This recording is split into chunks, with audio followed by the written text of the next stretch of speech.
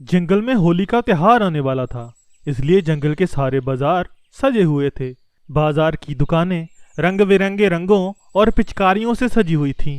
Colour ले ले, colour colour ले ले।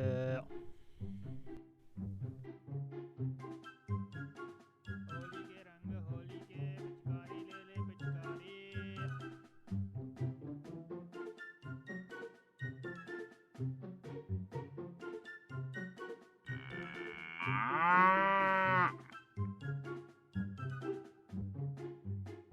जंगल के जानवर होली के लिए रंग और पिचकारियां खरीद रहे थे।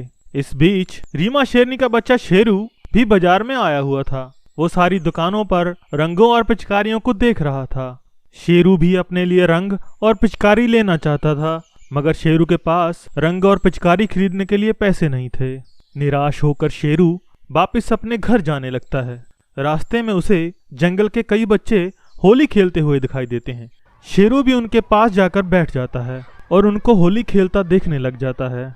शेरू का जंगल में कोई दोस्त नहीं था, ना ही जंगल के लोग उससे और उसकी माँ से ज्यादा बात करते थे। शेरू और उसकी माँ रीमा शेरनी जंगल से बहुत दूर अकेले में रहते थे और गरीबी में अपने दिन काट रहे थे। शेरू की माँ रीमा छोटे मोटे काम करके घर का गुजारा चला रही थी। शेरू घर पर अकेला रहता था और बोर हो जाता था, इसीलिए शेरू आज बाजार में होली की रौनक देखने आया था।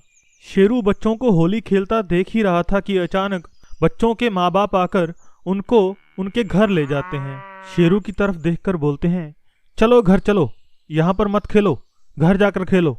ये देखकर शेरू बहुत ही उदास होता है और अपनी माँ के पास घर चला जाता है और घर जाकर अपनी माँ को बोलता है, माँ माँ सब लोग हमसे नफरत क्यों करते हैं माँ? हम लोग इतने गरीब क्यों हैं माँ? और हमारे घर कोई क्यों नहीं आता माँ?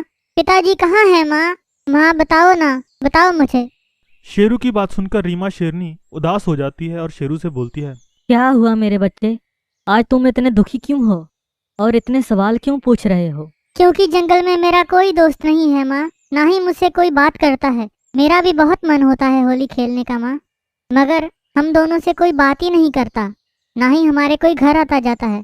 ऐसा क्यों है माँ, बताओ मुझे। लगता है अब समय आ गया है कि तुम्हें सच का पता चले, और सच जानना तुम्हारा हक भी है मेरे बच्चे। दरअसल तुम्हारे पिता गब्बर शेर इस जंगल के बहुत ही अमीर राजा थे। हमारे पास सब कुछ था, घर, गाड़ी, कारोबार। तुम्हारे पिता गब्बर शेर होली का त्योहार बड़े धूमधाम से मनाते थे और होली के त्योहार पर पूरे जंगल के जानवरों को खाना खिलाते थे और सबको उपहार देते थे। जंगल के सारे जानवर तुम्हारे पिता का बहुत ही आदर सम्मान करते थे और उनसे बहुत खुश थे। मैं और तुम्हारे पिता गब्बर शेर खुशी खुशी अपनी जिंदगी बता रहे थे कि एक दिन शेर खान नाम का एक शेर तुम्हारे पिता के पास काम मांगने आया और तुम्हारे पिता को बोला, महाराज की जय हो। महाराज, मुझे काम की सख्त जरूरत है। महाराज, मेरी माँ घर पर बीमार है और मेरे पास कोई काम धंधा नहीं है। आप मुझ पर कृपा करें और मुझे अपने पास काम पे रख लीजिए। आप जो बोलेंगे वो काम मैं कर लूंगा, बस मुझे काम दे दीजिए महाराज। इस तरह तुम्हारे पिता ने शेर खान को अपने पास काम पर रख लिया और उसे कारखाने का काम दे दिया। शेर खान बहुत मेहनत से काम करता था।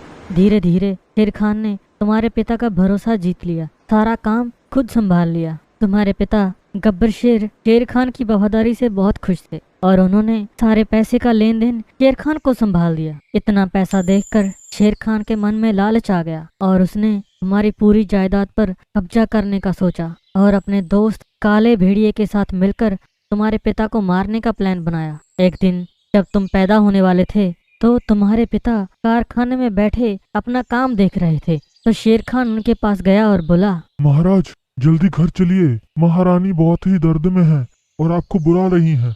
जल्दी घर चलिए महाराज, चलिए मैं आपको घर ले चलता हूँ, जल्दी जल्दी घर चलिए। इतना सुनते ही तुम्हारे पिता घर की तरफ निकल पड़े। रास्ते में उनको बहुत अंधेरा हो गया। शेर खान जानबूझकर तुम्हारे पिता को एक खतरनाक पुल से घर लेके आ रहा था और उसका दोस्त काला भेड़िया भी रास्ते में ही खड़ा था। दोनों ने मिलकर तुम्हारे पिता को उस पुल से धक्का दे दिया, जिससे कि नीचे गिरकर उनकी मौत हो गई।